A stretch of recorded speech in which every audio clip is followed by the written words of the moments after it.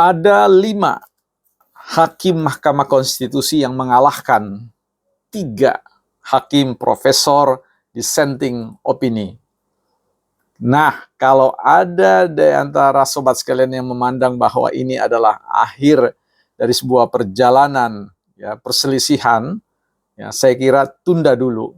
Sebab sekalipun ya, secara legal formal bahwa putusan Mahkamah Konstitusi merupakan ya final dan binding, tetapi ada dimensi lain yang akan terus berkembang, berkobar dan membara. Wah, ya, kita akan jelaskan di Bukan Partai Politik.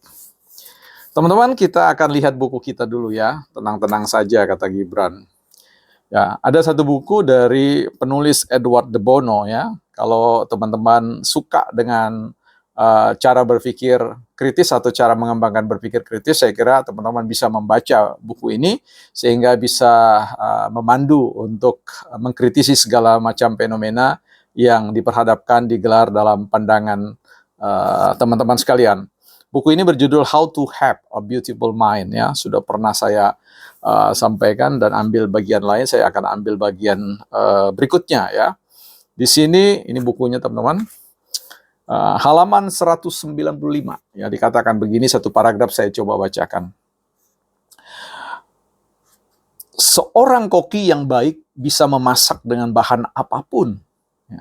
Jadi seorang koki yang baik bisa memasak dengan bahan apapun. Tidak usah untuk memasakkan, ya, tidak susah maksudnya, tidak susah untuk memasak sebuah makanan enak dari bahan-bahan terbatas. Nah, ini kalau sudah maestro begitu ya. Nah, juga merupakan hal yang tidak sulit untuk memiliki sebuah percakapan menarik jika kedua belah pihak mengetahui topik yang dibicarakan dengan baik.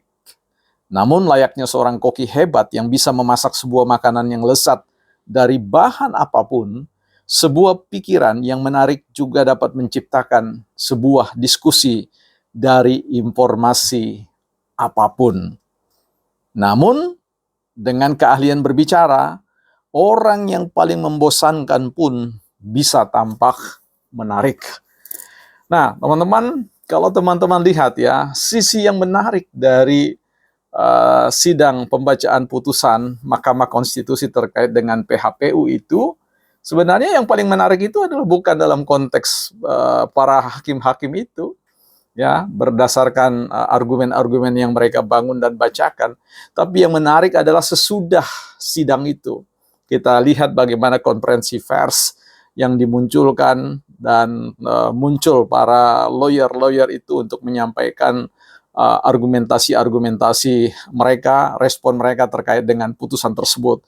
Muncullah Profesor Yusri Isra Mahendra, Profesor Otto, kemudian Bang Hotman, ada juga di situ Refli Harun, ya, ada juga kemudian capres-capres seperti Pak Profesor Mahfud MD, ya, Pak Ganjar, dan saya tidak sempat mendengar konferensi pers dari Pak Anies dan Caimin, ya, keburu saya punya kegiatan yang lain.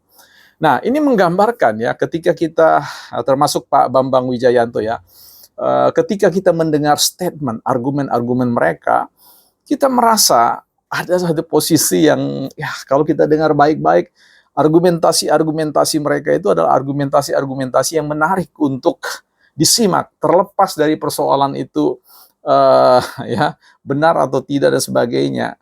Nah, ini yang tadi dikatakan oleh Edward de Bono ya, bahwa di tangan seorang maestro dalam berbicara, dalam berpikir kritis, informasi yang terbatas saja bisa dia olah sedemikian rupa sehingga menghadirkan satu informasi yang menarik untuk disimak, ya, baik keluasannya maupun kedalamannya. Dan kita lihat bagaimana mereka mengutip pikiran-pikiran, kemudian menghadirkan, menyulutkan sebuah gairah baru dalam sebuah panggung diskursus, ya, diskusi di ruang publik yang saya kira ini baru sedang kita mulai.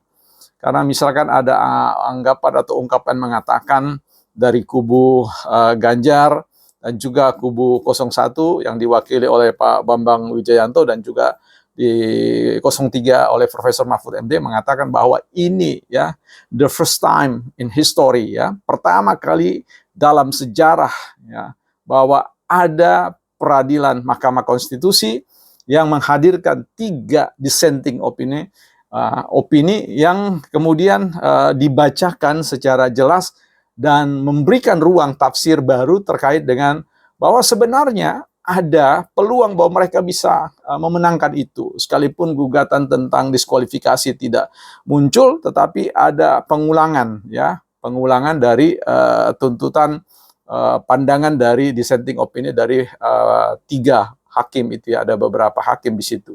Nah, yang menarik juga bagaimana interpretasi baru terkait dengan kewenangan Mahkamah Konstitusi, bukan hanya sebagai mahkamah kalkulator, tetapi mahkamah yang bisa saja kemudian menghakimi dalam konteks kinerja Bawaslu dan sebagainya. Ya, kalau Bawaslu tidak bisa memainkan peran ini, peran kewenangannya, maka bisa diintervensi oleh Mahkamah Konstitusi. Nah, ini menarik sekali ya untuk kita lihat bahwa sebenarnya argumen-argumen mana yang kemudian patut untuk kita renungkan, ya.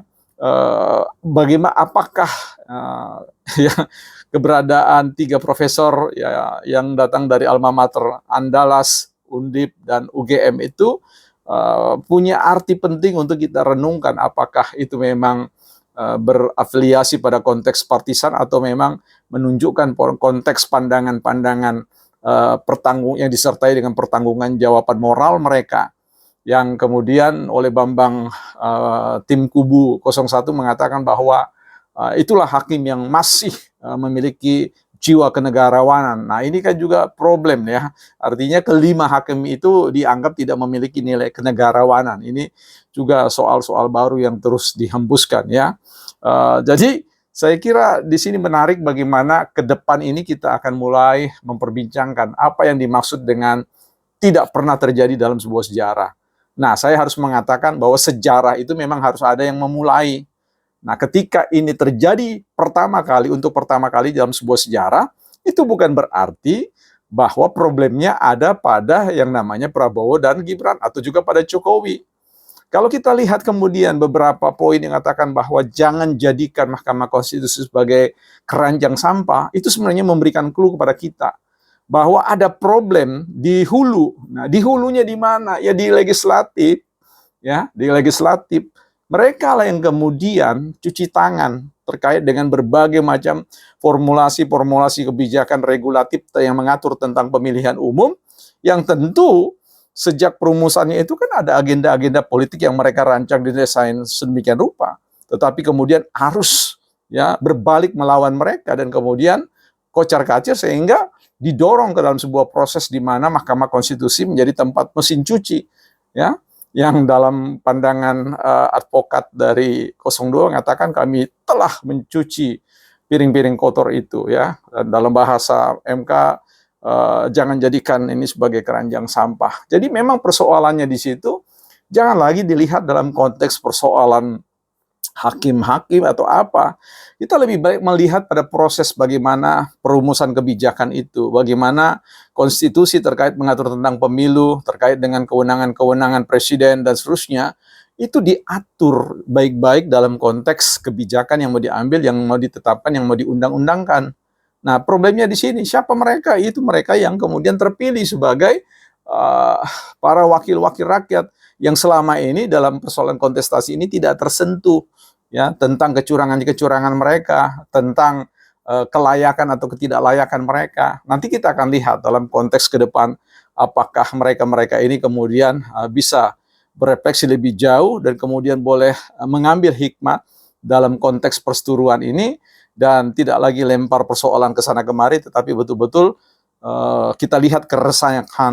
Saya mau melihat bahwa dissenting opini dari ketiga hakim itu lebih kepada sebuah keresahan, kejengkelan dalam tanda kutip ada kepada pihak-pihak yang sebenarnya lebih bertanggung jawab dalam konteks semua perkara ini. Ya, yaitu sekali lagi saya katakan partai-partai, mesin-mesin partai, ya, anggota-anggota parlemen mereka. Jadi di sini kita akan lihat kembali ini belum selesai.